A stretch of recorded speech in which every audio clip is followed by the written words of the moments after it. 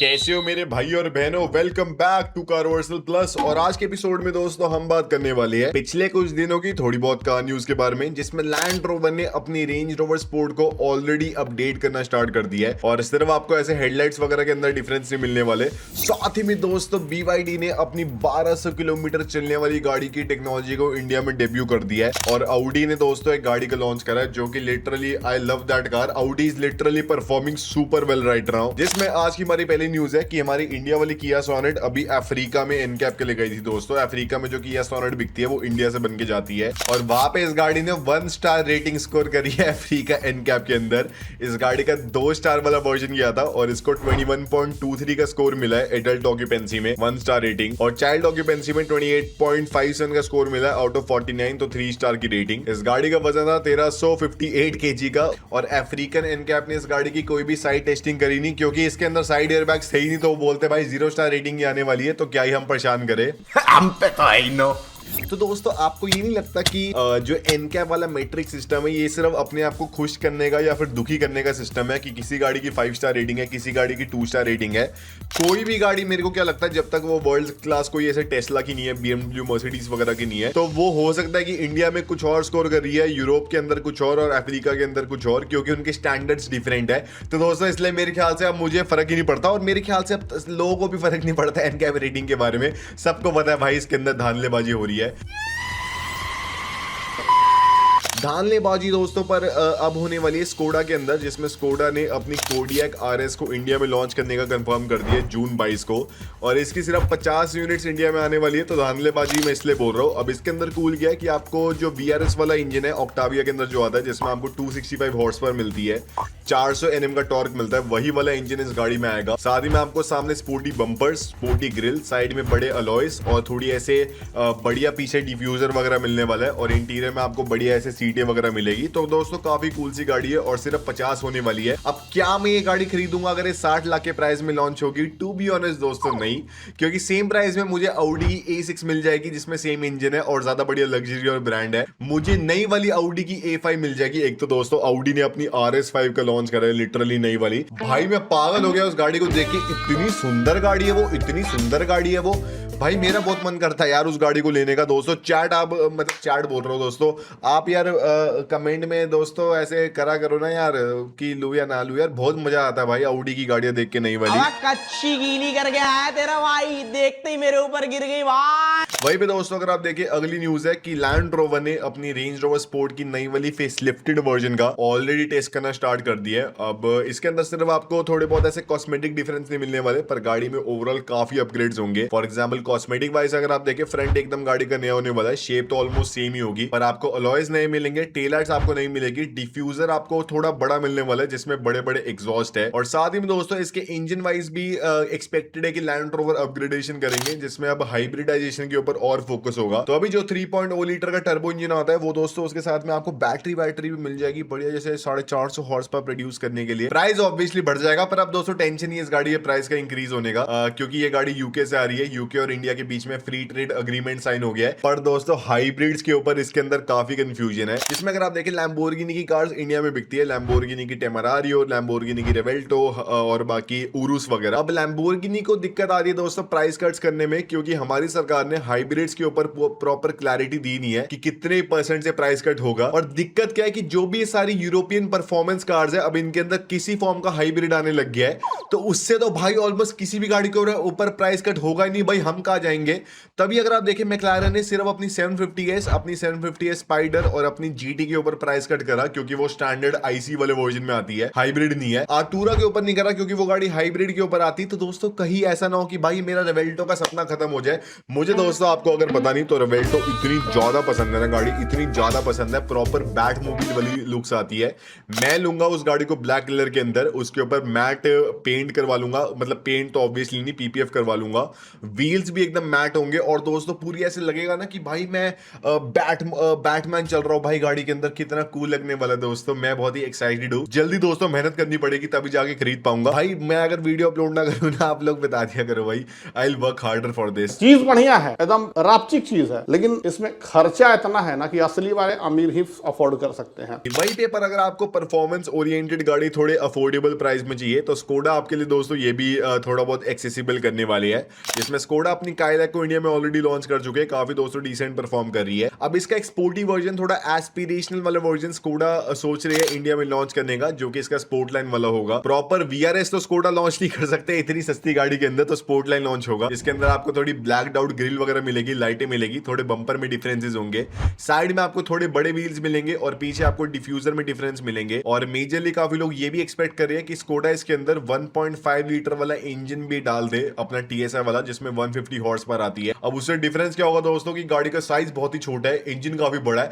तो एकदम पंची performance feel होगी पोलो वाली, और बढ़िया दोस्तों लोग इसको मॉडिफाई कराएंगे। और इसके बाद फिर काफी डिस्टिंक्शन भी खत्म हो जाएगी स्कोडा कुशाक के अंदर और काइलैक के अंदर, इसलिए मेरे ख्याल से 1.5 लीटर वाला इंजन शायद ना ही आए, 1.0 लीटर वाला ही आए। पर आपको थोड़े बहुत कॉस्मेटिक डिफरेंस मिल जाएंगे और 1-1.5 लाख से प्राइस इंक्रीज हो जाएगा।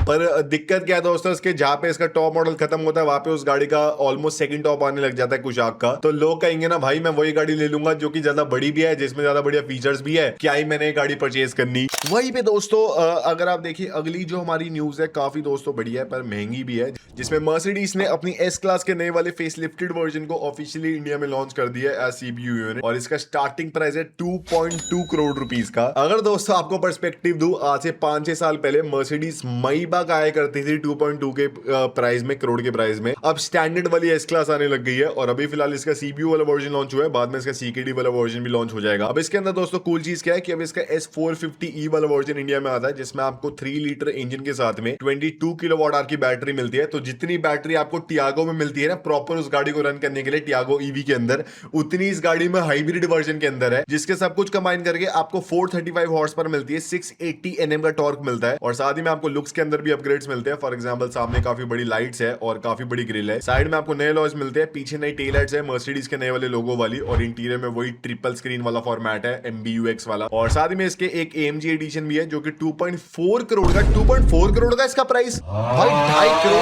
की एस क्लास हो गई स्टैंडर्ड वाला वर्जन। कितनी ज्यादा महंगाई हो गई है दोस्तों, how does that even make any sense. पर ऑब्वियसली इसका सीकेडी वाला वर्जन बाद में आएगा, तो उसका प्राइस 50-60 लाख रुपए से कम होने वाला है, और ये one of the worst depreciating cars में से एक है। तो अगर आप 2.5 करोड़ की खरीद भी लेते हैं, एक साल बाद ये गाड़ी 1.45 करोड़ के आसपास की बिकने वाली है, 1.6 की आप मान सकते हैं। So you are going to lose a lot of money. दोस्तों मुझे एस क्लास अच्छी पर बढ़िया दोस्तों 7 सीरीज लगती है, एनी डे मुझे अब वाली 7 सीरीज लगती है। एस क्लास दोस्तों बोरिंग हो गई है टू बी ऑनेस्ट। तो और बाय अगर आपको दोस्तों करनी पड़ेगी अब कुछ सालों में फ्लेक्स फ्यूल वाली गाड़ी, जिसमें हमारी सरकार ने E85 को इंडिया में लॉन्च कर दिया है। अब जो पहली इंडिया में फ्लेक्स फ्यूल वाली गाड़ी है वो मारुति ने लॉन्च कर दी है, जो कि वैगनर फ्लेक्स फ्यूल, जिसका प्राइस है 7.24 लाख रुपीस एक शोरूम इंडिया का, जो कि 85,000 रुपीस ज्यादा महंगा है एज कम्पेयर टू इसका स्टैंडर्ड वाला वर्जन। अब इसके ऊपर प्रॉपर मैंने एक्सप्लेनेशन दे रखी है कि भाई क्यों ये ज्यादा महंगा है as compare to standard version. For example इसके फ्यूल टैंक के अंदर, इसके फ्यूल पाइप्स के अंदर, इसके इंजन की रबर्स के अंदर अपग्रेडेशन करने पड़ते हैं ब्रांड को, तभी ये कंप्लायंट बनती है। पर दोस्तों math is not mathing to be honest for the E20 people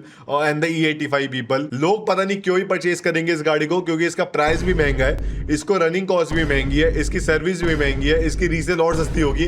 how does that even make any sense. हमारी सरकार दोस्तों सोचती नहीं है क्या कुछ करने से पहले। वहीं पे दोस्तों अगर आप देखिए Hyundai को अवार्ड जाना चाहिए अगली न्यूज के बारे में for making biggest piece of dog shit facelift ever, जिसका नाम है Hyundai i20 की नई वाली फेसलिफ्ट। अब मेरे को हो सकता है दोस्तों आप लोग बोलो कि भाई ये इतनी बुरी नहीं दिखती, ये इतनी फिर भी ठीक है। I think so this is the worst looking i20 ever made. Worst looking, इतनी घटिया फेसलिफ्ट मैंने आज तक नहीं देखी, जिसके अंदर आपको एकदम ऐसे सिंपल सी लुक्स मिलती है सस्ती गाड़ी वाली। इसमें सिंपल सा इसका एकदम ऐसे सामने बॉनेट्स है, कनेक्टेड वाली आपको हेडलाइट्स मिलती है और सामने एकदम ब्लैक कलर का बम्पर है, साइड में आपको बड़े बड़े लॉयज मिलते हैं और ऐसे जे वाली आपको विंडो लाइन मिलती है जो कि पता नहीं क्यों इतनी भद्दी दिखती है। और पीछे दोस्तों जो कचरा मचाया ना इन्होंने, जो मुझे मतलब ऐसा लग रहा है कि मान लो आपने टाइल वाला बुलाया कि भाई मेरे घर में टाइल लगा दे, और बाद में दोस्तों फिर आप पैसे देती नहीं हो तो वो टाइल तोड़ देता है। ऐसा दोस्तों मेरे को लग रहा है कि जो डिजाइनर है उसको पैसे दिए पर पूरे नहीं दिए, तो उसने भाई क्या पता नहीं गंद बना के चला गया।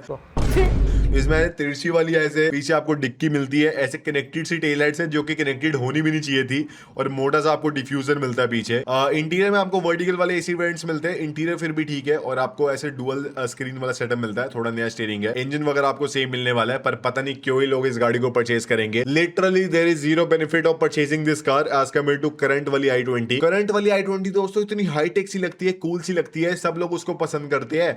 ये भाई क्या इन्होंने डिब्बा सा बना दिया, गंदा सा किया की गाड़ी लग रही है दोस्तों ये। I hate this car. तो पैसा बर्बाद पे है। और डिब्बा तो दोस्तों लेजिट एक कंपनी बनाती है यूएस की जिसका नाम है स्लेट मतलब गाड़ी बनाती है, और स्लेट ने दोस्तों अपनी पर्पल एसयूवी को इंडिया में पेटेंट करा लिया है। अब अगर आपको पता नहीं तो स्लेट यूएस की सबसे अफोर्डेबल एसयूवी होने वाली है, जिसकी ऑलरेडी प्री ऑर्डर स्टार्ट हो रखी है, और $50 का सिर्फ इसका प्री ऑर्डर अमाउंट है। 19 लाख के आसपास की आप गाड़ी मान सकते हैं। अब ये गाड़ी काफी कुछ दोस्तों ऐसे वो होती है ना रेट्रोफिटेड सी गाड़ी, जिसमें आप सारे पार्ट्स को अलग कर सकते हैं, सारे पार्ट्स को एक साथ डाल सकते हैं, वो इसके अंदर थीम है, और आपको 250 किलोमीटर की रेंज मिलती है। और स्लेट इस गाड़ी को इंडिया में पेटेंट करा रही है। मेरे ख्याल से दोस्तों बिक भी सकती है, क्योंकि ऐसे लुक्स थोड़ी इसकी यूनिक सी है, बॉक्सी वाली, तो मेरे ऐसे थोड़े बहुत चोमू लोग इस गाड़ी को परचेज कर लेंगे, बाकी इसकी मास मार्केट है नहीं। अब यूएस के अंदर दोस्तों अगर आप देखें 20 लाख की 250 किलोमीटर रेंज वाली गाड़ी भी उनको अफोर्डेबल लगती है। हमारे इंडिया में 20 लाख में 4x4 500 हॉर्स पावर वाली ईवी आ सकती है भाई हमारे इंडिया में। लिटरली ये तो बहुत बढ़िया बात है। चाइना में तो 10 लाख के अंदर आ जाएगी, वो तो भाई लकी लेवल पे है। वहीं पे दोस्तों अगर आप देखिए एक गाड़ी है जिसकी इंडिया में टेस्टिंग हो रही है, और मैंने शायद आज तक किसी गाड़ी के इतने स्पाई शॉट्स देखे नहीं होंगे जितने मैंने इस गाड़ी के देखे हैं, जो कि है वोलिंग स्टारलाइट 560। अब इस गाड़ी की दोबारा स्पाई शॉट देखी गई है एक चार्जिंग नेटवर्क के पास। टाटा का चार्जिंग नेटवर्क दोस्तों वैसे बेस्ट है, जिसके अंदर इस गाड़ी में आपको दोस्तों बढ़िया ऐसे plug in hybrid electric vehicle वाला फॉर्मेट मिलने वाला है। तगड़ी आपको 1000 किलोमीटर के आसपास की रेंज मिलने वाली है। और भाई पता नहीं एमजी वाले इस गाड़ी को क्या ही इंडिया में इतना टेस्ट कर रही है भाई। ऑलरेडी ये गाड़ी चाइना के अंदर बिक रही है कितने हजारों की वॉल्यूम्स के हिसाब से, तो वहां पे तो आपने टेस्ट करा ही होगा दोस्तों। वैसे यार एक चीज बताओ कि जैसे मान लो ऐसा तो है नहीं कि चाइना की टेरेन में और इंडिया की टेरेन में कोई मैक्सिव डिफरेंस है, रोडे तो मान लो 20% का डिफरेंस होगा मान लो, तो ये कार मेकर ऐसे इतनी टेस्टिंग क्यों करते हो? टेस्टिंग करते हुए तब भी इनकी कोई गाड़ी खराब हो जाती है, तो भाई क्या सिस्टम है इसके पीछे वो आप बताना दोस्तों। वहीं पे दोस्तों अगर आप देखिए एक जो अगली न्यूज है प्लग इन हाइब्रिड के ऊपर है, जिसमें BYD ने अपनी जो 1200 किलोमीटर चलने वाली प्लग इन हाइब्रिड टेक्नोलॉजी है उसका इंडिया में अनवील कर दी है। अब ये वाली जो टेक्नोलॉजी है आपको पता ही है कि एक बैटरी होती है इसके अंदर, एक मोटर होती है, मतलब इंजन होता है, इंजन बैटरी को पावर करता है, बैटरी फिर आगे जाके इलेक्ट्रिक मोटर्स को पावर करती है। और ये दोस्तों मेजरली 3 डिफरेंट मोड्स के ऊपर चलती है। एक इसका ईवी ओनली मोड होता है जिसके अंदर सिर्फ इलेक्ट्रिक मोटर काम करती है और इलेक्ट्रिक बैटरी काम करती है, इंजन एकदम शट ऑफ होता है और दोस्तों कोई भी ऐसे वाइब्रेशन आती नहीं है। फिर एक इसका सीरीज हाइब्रिड वाला वर्जन होता है जिसमें बीच बीच में इंजन अपने आप बैटरी को पावर करता रहता है, उसकी चार्जिंग मेंटेन करता रहता है ताकि उसकी डिप्लीशन ज्यादा होना और बढ़िया वो आगे मोटर को चलाता रहे। और बाकी एक पैरेलल हाइब्रिड मोड होता है जिसमें जो इंजन है डायरेक्टली बैटरी को बाईपास करके मोटर को पावर सप्लाई करता रहता है, तो बैटरी का बीच में रोल खत्म हो जाता है और इंस्टेंटली जो इंजन है डायरेक्टली पावर ही सप्लाई कर रहा है मोटर को, जिससे दोस्तों गाड़ी की फ्यूल एफिशिएंसी भी काफी इंक्रीज होती है क्योंकि इसकी थर्मल एफिशिएंसी 42% की है। तो आपको 1200 किलोमीटर की रेंज मिल जाती है एक सिंगल फ्यूल टैंक के ऊपर, जो कि काफी एक्सेप्शनल है।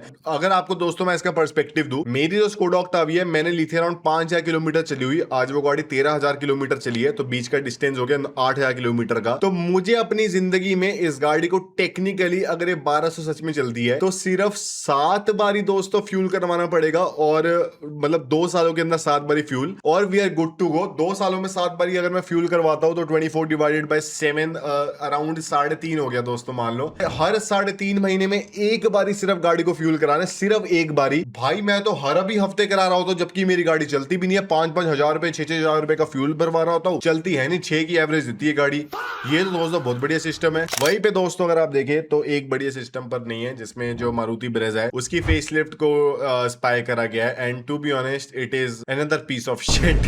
जिसमें अगर आप देखें गाड़ी का साइड प्रोफाइल दिख रहा है जिसके अंदर अलॉयज आपको थोड़े ऐसे थोड़े डिफरेंट मिलते हैं पर भद्दे दिख रहे हैं यार। ये वाली जो थीम है ना ऐसे डुअल टोन वाली मशीन कट वाली, यार अब इसका ट्रेंड खत्म हो गया, मारुति को पता नहीं है क्या। अब सिंगल टोन क्रोम बढ़िया लगते हैं व्हील्स, या फिर एकदम ब्लैक बढ़िया लगते हैं। भाई ये वाले कितने छपरी से लग रहे हैं, ऐसे आफ्टर मार्केट से लग रहे हैं, और बाकी साइड में क्लैडिंग वही आपको मोटी मोटी मिलती है, कुछ भी ऑलमोस्ट डिफरेंस है नहीं, सेम गाड़ी लग रही है दोस्तों। सामने से हेडलाइट्स थोड़ी आपको पतली मिलने वाली है, थोड़ी आपको ग्रिल चौड़ी मिलने वाली है क्रोम वाली, पर टू बी ऑनेस्ट दोस्तों दोस्तों गाड़ी इतनी कुछ खास तो नहीं लग रही। अब मेजर मेरे ख्याल से मारुति इसके अंदर इसकी पावर ट्रेन में अपग्रेड्स में भी कर ले कि आपको हाइब्रिड वाला ऑप्शन मिल जाए, रेंज एक्सटेंडिंग वाला। अगर वो आ जाए तो ये गाड़ी 25,000 यूनिट्स पर मंथ की आसानी से बिक सकती है, कोई बड़ी बात नहीं है। पर यार बाकी जो फेसलिफ्ट फीचर वाइज अपग्रेड है वो तो चोमू लग रहे हैं, ना लॉयस बढ़िया है, ना कोई शेप में मेजर डिफरेंस है। What the fuck is this piece of shit. वहीं पे दोस्तों अगली हमारी न्यूज आती है कि टोयोटा ने अपनी हाइलक्स को इंडिया में दोस्तों प्रॉपर्ली चलाना शुरू कर दिया है। मतलब ये गाड़ी प्रॉपर्ली इंडिया में चल रही है, इसका टीवीसी शूट हो रहा है,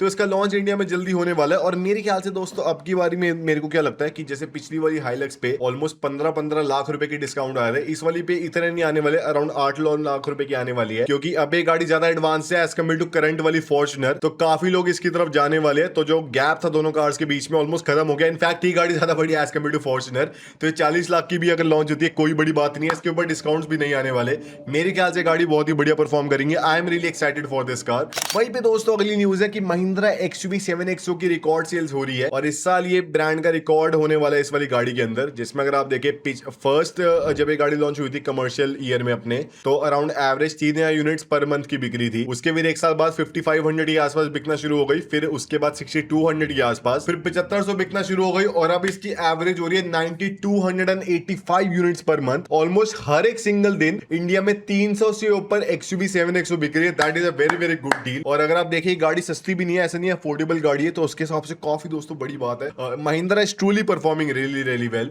मेरे को दोस्तों एक चीज समझ आ गई है कि इंडियंस क्या है दोस्तों, एकदम ही प्राइस कॉन्शियस भी नहीं है और एकदम ही लैविशली भी नहीं खर्चते। अगर इंडियंस को आप दिखा पाओ कि आप मिड वाले सेगमेंट के अंदर उनको अबव मिड लग्जरी या फिर टेक्नोलॉजी ऑफर कर रहे हो, तो वो अपना प्राइस एक्सटेंड करके, अपनी रेंज एक्सटेंड करके पक्का आपकी गाड़ी को परचेज कर सकते हैं। Mahindra is a proper example of that. तभी दोस्तों मैं भी सोच रहा हूं जब मैं अपनी एक नया प्रोडक्ट बनाऊं तो इसके ऊपर फोकस करूं कि चीपेस्ट प्रोडक्ट ना हो मार्केट के अंदर, पर वो best value to money proportion offer कर पाए और एस्पिरेशनल वैल्यू हो इस प्रोडक्ट के अंदर। Wow, Mahindra is very very nice. वही दोस्तों अगर आप देखिए अगली न्यूज है कि जो मारुति जिम्नी है, आपको पता है इंडिया में एकदम पिटी पड़ी है, no one gives a fuck about that car. अब जो जिम्नी है दोस्तों उसका राइनो एडिशन लॉन्च हुआ है मलेशिया के अंदर, और दोस्तों आपके हिसाब से क्या प्राइस होगा? राइनो एडिशन के अंदर बेसिकली ग्रिल में आपको डिफरेंस मिलता है, बम्पर में आपको मिलता है, 2-4 आपको स्टिकर मिलते हैं और आपको एडास मिलता है। अब आपको लगेगा कि भाई इंडिया में अगर 15 लाख की आती है तो वहां पे 14 लाख की होगी या 15 लाख की होगी या 16 लाख की होगी, इतनी होगी। 41 लाख का इस गाड़ी का प्राइस है, 41 लाख रुपीज का, और वो भी 2 डोर वाले वर्जन का।